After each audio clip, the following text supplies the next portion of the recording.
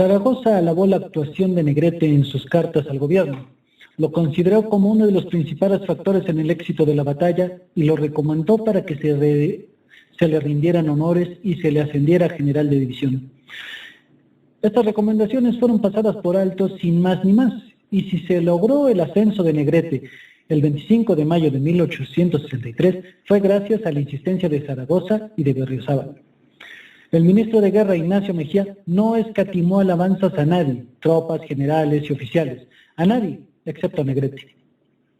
De esta manera, un importante factor en el futuro de Negrete, la pronunciada enemistad de Mejía hacia él, empezaba a tener efectos en su vida.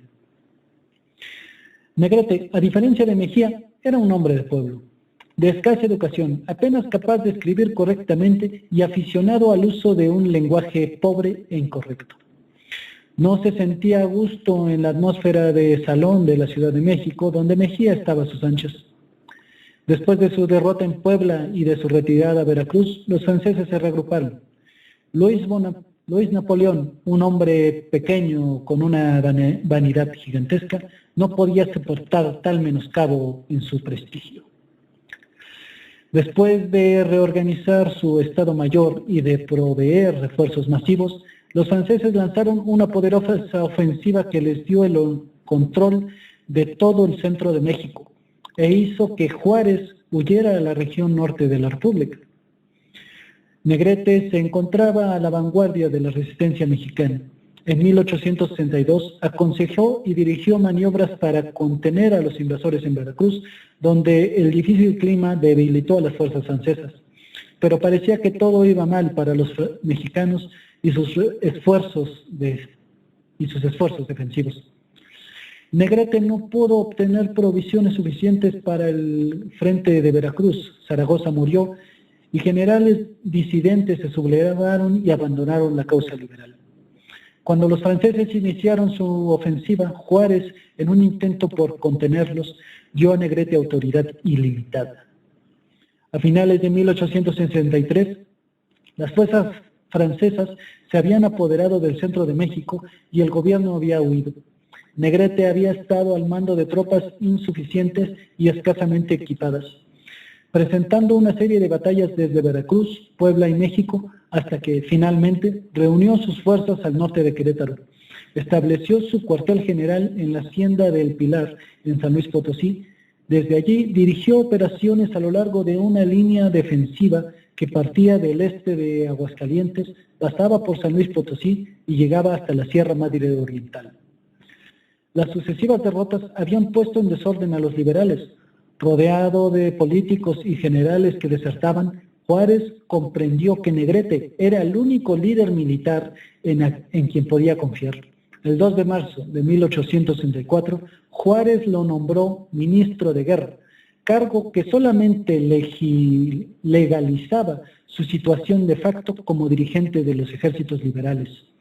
Sin embargo, la situación militar ya no tenía remedio y a mediados de 1864 las fuerzas liberales se retiraron hacia el extremo norte del país, encontrando su acción en Saltillo, Monterrey y Matamoros.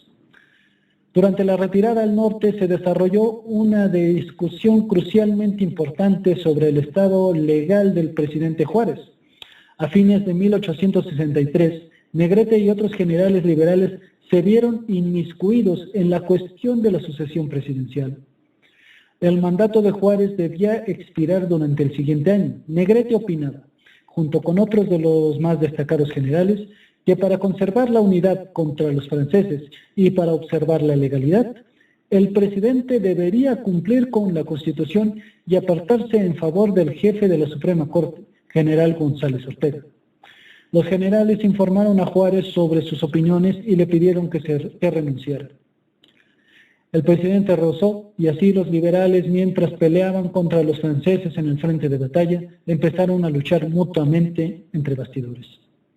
La huida de Juárez al norte casi fue un desastre en Saltillo, donde la oportuna llegada de la caballería de Negrete lo salvó de ser capturado por los franceses.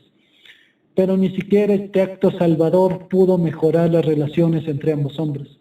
Negrete había abrigado por largo tiempo profundo recelo a Juárez a causa de lo que consideraba la traición del presidente a los campesinos y a la Constitución de 1857. Estas hostilidades eran graves porque, como ministro de guerra, Negrete ocupaba una posición de mucho poder, sobre todo con las importantes victorias ganadas por los ejércitos liberales a su mando a fines de 1864 y a principios de 1865. Pronto, sin embargo, las derrotas se sucedieron por todas partes. Así, Juárez y sus partidarios culparon a Negrete de las derrotas en Monterrey, Matamoros y Monclova. Benito Juárez huyó hacia el Paso del Norte, donde empezó su resuelta lucha por conseguir siendo tanto presidente de México como dirigente civil de la resistencia liberal. Internamente divididos y derrotados por los franceses en todos los frentes, casi todos los generales habían sido eliminados por la constante presión del enemigo. Negrete fue de los pocos que quedaron en el campo, pero la política interna del partidarismo liberal lo absorbía. Realizó una activa campaña para que el general González Ortega fuera presidente de la República. No se trataba de luchar por ganar votos del modo ordinario. La victoria pertenecía a los generales que comandaran más tropas, de tal forma que Juárez triunfó a pesar de los esfuerzos de Negrete y de González Ortega. Negrete continuó en servicio y después de abandonar la causa de González Ortega a fines de 1865, dirigió victorias liberales en Nuevo León, Coahuila, Tamaulipas, Durango y San Luis Potosí. Su recompensa por todos estos servicios fue que un Juárez amargado y sus partidarios lo apartaran de la jerarquía liberal. Los generales y políticos lo calumniaron acusándolo de traición y algo completamente infundado, aún de conspiración con los franceses. Cuando los liberales triunfantes marcharon al sur de la Ciudad de México en 1837, Negrete, con su división, todavía era un general importante, pero ya había sido alejado del círculo íntimo de los consejeros del presidente, habiéndosele asignado un papel secundario en la reconquista victoriosa, y lo desempeñó bien. Después del triunfo de Querétaro, fue designado gobernador militar de Veracruz, lo que virtualmente significaba un destierro a los ojos de los políticos de la Ciudad de México. A veces el aislamiento da a los hombres la libertad para actuar. Apoyado en el poder que tenía en Veracruz y en Puebla, Negrete empezó en 1867 una larga campaña para desalojar al gobierno atrincherado en la Ciudad de México. Su primer aliado en su lucha para eliminar a Juárez fue Juan José de la Garza. Porfirio Díaz reflejó la preocupación de los demás generales cuando instó a Juárez a que llegara a un acuerdo con Negrete. Pero el recientemente victorioso gobierno liberal y su presidente pensaron que no era necesario comprometerse.